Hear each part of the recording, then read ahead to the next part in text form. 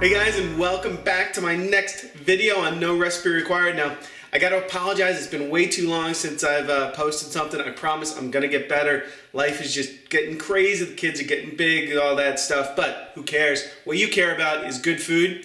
So what we're gonna do for you today is a burger. Now, I make burgers all the time for the family, so I'm looking for new twists. This one I'm gonna do a slider, a little burger, but no reason you can't do a big one, with portobello. Mushroom that we just going to pan sear off, get it nice and soft and tender, develop those flavors, top that on the burger, and then the really cool element, cheese. I'm going to do some cheeseburger, obviously, love it.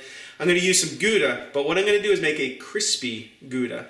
I got a technique where we just kind of, I guess, pan fry it, cook it in a pan, let it melt down. As it melts, it releases again a little bit of flavor, let it cool, forms a nice little sheet.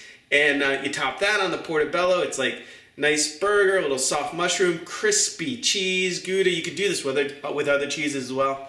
It's a really cool technique, and I think it's going to wow yourself, your family, your friends. Give it a try. Let me know how it goes. Now, let's get to it. All right, so we started with our portobello mushroom here. I just cleaned it off really quickly, put it in a pan with a little bit of olive oil, salt, and pepper. And I'm going to saute it over kind of medium heat for probably going to take 10 to 12, 15 minutes maybe on the outside to get it nice, soft, and tender.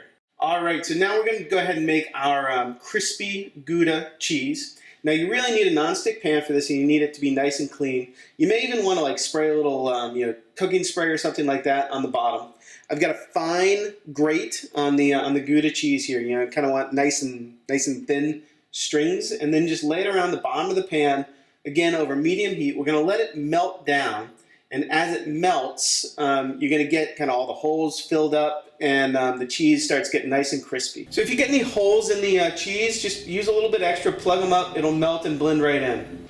Once the cheese is melted, you just got to cool the pan down. I'm doing mine on the counter, but you can just let it sit in the pan. It should be still kind of warm as we pry it up, but not super hot. And the best technique is, I like to use a fork here because it's got the right angle on it. You just kind of go around, you pry it up. Again, you got to do this while it's still a little bit soft. And then you can slide it right onto a paper towel. And you've got a nice kind of sheet of cheese here that's going to crisp up. Okay, our cheese is done. Our mushroom is cooked. We got to slice it open. Wait until you see the inside of this mushroom. It looks kind of weird and funky.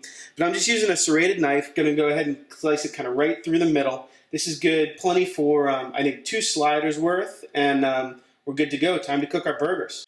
All right, nothing too crazy with our burger cooking. I just got a little bit of ground beef here. You make sure you salt and pepper season both sides. A little bit of olive oil in the pan, good hot pan. We're going to sear them off. Nothing too shocking or surprising on cooking the burgers. Get one side done, then flip them over. Get the other side so that they are just cooked through. I kind of like a medium burger or so.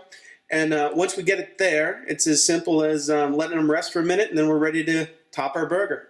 Okay, so right before we serve up our burgers, as our burgers rested, I'm just going to reheat our mushrooms because we cooked them ahead of time. It doesn't take long, 30 seconds on a side over a nice hot pan, and they will be good to go. All right, now's the moment that we've all, at least my wife and I, have been waiting for our burgers tonight. I got a little slider bun, I've got our burger. I'm going to go ahead and take our mushroom and our crispy Gouda, put it on top. This provides a great crunch, that earthiness of the mushroom. It's absolutely spectacular. Hope you enjoy it.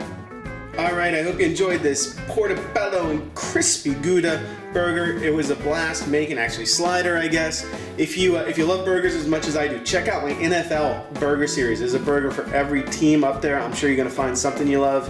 And if you love mushrooms, I put together a list of my favorite mushroom recipes. Again, you're gonna definitely find at least a couple that you love. Check it out. Don't forget to subscribe, and I'll see you next time on No Recipe Required.